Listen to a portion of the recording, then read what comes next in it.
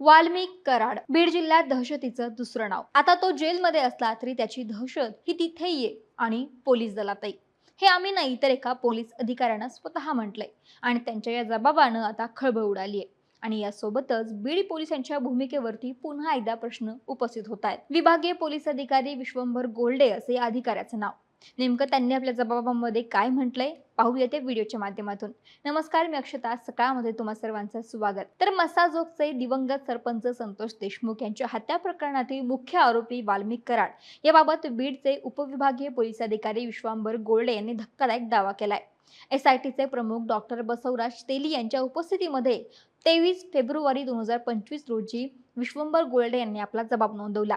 हा जबाब आता समोर आलाय आणि या जबाबामध्ये त्यांनी अनेक महत्त्वाचे खुलासे केलेत, ज्यामुळे बीड पोलिसांच्या भूमिकेवरती प्रश्न उपस्थित होत आहेत। विश्वंभर गोल्डे यांच्या जबाबानुसार कराड सध्या जेलमध्ये असला तरी त्याच्या कार्यकर्त्यांची म्हणजे समर्थकांची दहशत कायम असल्याचं त्यांनी म्हटलंय। तसंच वाल्मिक कराड हा गुंड आहे हे माहीत असताना सुद्धा बीड पोलिसांनी त्याच्या संरक्षणासाठी 2 कर्मचारी दिल्याचं गोल्डेंनी सांगितलं। त्यामुळे देशमुख हत्या प्रकरणात पहिल्यापासून संशयास्पद भूमिकेत असलेले बीड पोलीस नव्याने वादाच्या भोवऱ्यात अडकण्याची शक्यता आहे। संतोष देशमुख यांच्या हत्या प्रकरणानंतर बीड पोलिसांच्या भूमिकेवरती अनेक प्रश्न उपस्थित होत होते, परंतु आता गोल्डे यांच्या दाव्यानं पुन्हा एकदा ते वादाच्या भोवऱ्यात सापडलेत। पोलिसांच्या मदतीनं आणि राजकीय पाठबळ असल्यामुळेच वाल्मिक कराडनं खुलेआम बीडमध्ये अनेक गुन्हे केल्याचं हळूहळू उघडकीस येत आहे। शिवाय त्यानं केलेली हत्या लपवण्यासाठी आणि त्याला पळून जाण्यासाठी अनेक पोलिसांनी मदत केल्याचंही बोललं जातंय। अशातच वाल्मिक कराड बीडच्या मध्यवर्ती कारागृहात असूनही जिल्ह्यातच त्याच्या कार्यकर्त्यांकडून दहशत कायम ठेवली जात असल्याचा दावा गोल्डे यांनी केलाय।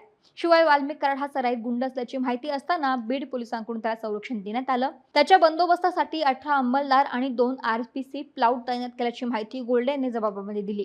22 जानेवारीला वाल्मिक कराड याला न्यायालयात हजर करताना 6 अधिकारी, 33 पुरुष आणि 6 महिला पोलीस कर्मचारी बंदोबस्तासाठी तैनात होते। त्यावेळी कराडच्या समर्थकांकडून दगडफेक करण्यात आली। एवढेच नाही, वाल्मिकला जेव्हा अटक केली तेव्हाही कित्येक तास वाल्मिकच्या समर्थनार्थ शिवाजीनगर पोलीस ठाण्याच्या बाहेर आंदोलनाला बसले होते। वाल्मिकने 31 डिसेंबर 2024 रोजी पुण्यात सीआयडी समोर आत्मसमर्पण केलं। तेव्हा त्याला खंडणी प्रकरणात अटक केल्याची माहिती पोलिसांनी दिली होती। मात्र कराडला पहिल्यांदा जेव्हा अटक झाली तेव्हाच त्याच्यावरती सरपंच संतोष देशमुख यांचे अपहरण आणि हत्येचा गुन्हा दाखल करण्यात आल्याचा दावा सुद्धा विश्वंभर गोल्डे यांनी केलाय। हा दावा अत्यंत महत्त्वाचा मानला जातोय, कारण की इतके दिवस असं म्हटलं जात होतं की वाल्मिक कराडला ज्यावेळेस अटक केली किंवा त्यानं आत्मसमर्पण केलं तेव्हा त्यानं खंडणी प्रकरणात आत्मसमर्पण केलं असं बोललं गेलं होतं। असं आत्मसमर्पण करण्याच्या आधी वाल्मिक कराडने एक व्हिडिओ देखील जारी केला होता स्वतःचा। त्यावेळी त्यांनी असंही म्हटलं होतं की संतोष देशमुखांच्या हत्या प्रकरणाची चौकशी झाली पाहिजे, परंतु मी आत्मसमर्पण करतोय खंडणी प्रकरणामध्ये। त्यामुळे आतापर्यंत जे चित्र होतं की खंडणी प्रकरणामध्ये त्याला अटक केली होती, तर तसं चित्र नव्हतं। गोल्डे यांच्या जबाबानुसार जेव्हा त्याला अटक केली तेव्हा देशमुखांच्या हत्येप्रकरणीच आणि अपहरणाप्रकरणीच त्याला अटक केली होती। हा दावा अत्यंत महत्त्वाचा मानला जातोय। सीआयडीचे उपमहानिरीक्षक डॉक्टर बसवराज तेली यांना गोल्डे यांनी 23 फेब्रुवारीला दिलेल्या जबाबामध्ये ह्या महत्त्वाच्या गोष्टी समोर आणलेल्या आहेत। त्यामुळे आता सरपंच देशमुखांच्या हत्येप्रकरणी बीड पोलिसांच्या भूमिकेवरती पुन्हा एकदा प्रश्न उपस्थित होत आहेत। आता वाल्मिकची दहशत कायम असल्याचं उदाहरण द्यायचं झालं तर गेल्याच महिन्यात म्हणजेच 31 मार्चला बीडच्या कारागृहामध्ये वाल्मिक कराडची गँग आणि गीते गँग यांच्यामध्ये वाद झाला होता। तेव्हा महादेव गीते आणि समर्थकांनी वाल्मिक आणि सुदर्शन गुलेला मारहाण केली असं बोललं जात होतं।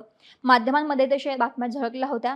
मात्र त्यानंतर जेव्हा महादेव गीते आणि त्याच्या समर्थकांना संभाजीनगरच्या हर्सुल जेलमध्ये पाठवण्यात येत होतं, तेव्हा गीते ओरडून सांगत होता की आम्हालाच वाल्मिकच्याच सांगण्यावरून आम्हाला मारहाण केली गेली, मात्र प्रशासनानं खोटं सांगितलं आणि आमच्यावरच कारवाई करून आम्हालाच दुसऱ्या जेलमध्ये पाठवण्यात येते। जेल प्रशासन सुद्धा वाल्मिकच्या बाजूने आहे असं तो नेहमी ओरडून सांगत होता। गीतेसोबतच इतर जे समर्थक होते ते सुद्धा सांगत होते की वाल्मिक कडून दहशत जी आहे जेलमध्ये कायम असल्याचं पाहायला मिळते आणि पोलिसांना त्याच्याकडून मदत केली जाते। एकंदरीतच बीड पोलीस अजूनही वाल्मिकला मदत करतात। बीड जेलमध्ये असूनही त्याची दहशत आहे आणि त्याच्या कार्यकर्त्यांची सुद्धा दहशत आहे असं दिसून येते। दरम्यान विश्वंभर गोल्डे यांच्या दाव्यानं आता बीड पोलीस वादाच्या भोवऱ्यामध्ये अडकलेत। त्यामुळे आता पुढे काय होतंय हे पाहणं देखील महत्त्वाचं ठरेल।